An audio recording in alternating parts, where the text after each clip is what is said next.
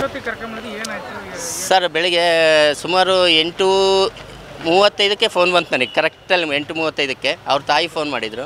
ಅವ್ರ ತಾಯಿ phone ಮಾಡಿದಟ್ಟಿಗೆ ಬಿದ್ದಿದ್ದೇನೆ urgent ಬರ್ರಿ ಅಂತ. ಅವಾಗ ಅವನು ಮಾತಾಡ್ದ ನನ್ನ ಹತ್ರ, ಸರ್ ಅರ್ಜೆಂಟ್ ಬಿದ್ದಿದ್ದೀನಿ ಬರ್ರಿ ಸರ್ ಅಂದ.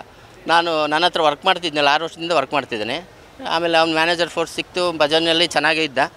ಈಗ ಬೆಳಿಗ್ಗೆ ಬಿದ್ದೇಟಿಗೆ ಎದ್ದು ನಾವು ಅಲ್ಲಿಂದ ನಮ್ಮ ಹುಡುಗರೆಲ್ಲ ಮೇಲೆ ಮೆಟ್ಲಿಂದ ಕೆಳಗೆ ಇಳಿಸ್ಕೊಂತ ಕರ್ಕೊಂಬಂದರು. ಅವನೇ ನಡ್ಕೊಂಡು ಬಂದ. ಆಮೇಲೆ ಆಟದಾಗೂ ಕುಂದ್ಗಂದ, ಅವನೇ ಕುಂದ್ಗಂದ.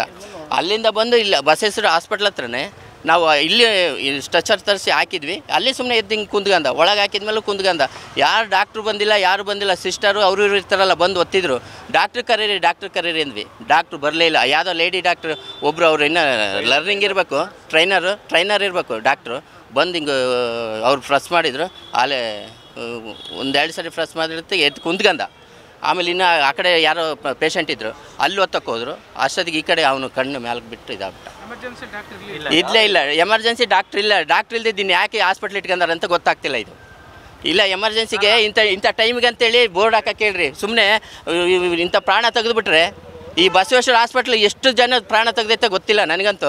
ನಾನು ಇಲ್ಲಿ ಬೇಡ ಅಂತಿದ್ದೆ, ಎಮರ್ಜೆನ್ಸಿ ಬೇಕಿತ್ತು. ಹಂಗೆ ಇವಾಗ ನಾವು ದಾವಣಗೆರೆಗೆ ಕರ್ಕೊಂಡು ಹೋಗೋಣ, ಇಲ್ಲ ಮಣಿಪಾಲ್ ಕರ್ಕೊಂಡು ಹೋಗೋಣ ಅಂತ ಇದ್ವಿ. ಅವನು ಯಾಕೆ ಬೇಕು ಅಂತ ಹೆದರ್ಕೊಂಡು ಇಲ್ಲಿಗೆ ಬಂದಿದ್ವಿ ಅಷ್ಟೇ ಹೊರತು, ಇಲ್ಲ ದೊಡ್ಡ ಆಸ್ಪತ್ರೆಗೆ ಹೋದ್ರು ಬದುಕನ ಏನೋ ಗೊತ್ತಿಲ್ಲ ನಮಗಿಂತ. ನಾವು ಇಷ್ಟು ಸಾಕಿದ ಹುಡುಗ ಹಿಂಗೆ ಆಗ್ಬಿಟ್ಟ ನನ್ನ ಎದುರಿಗೆ.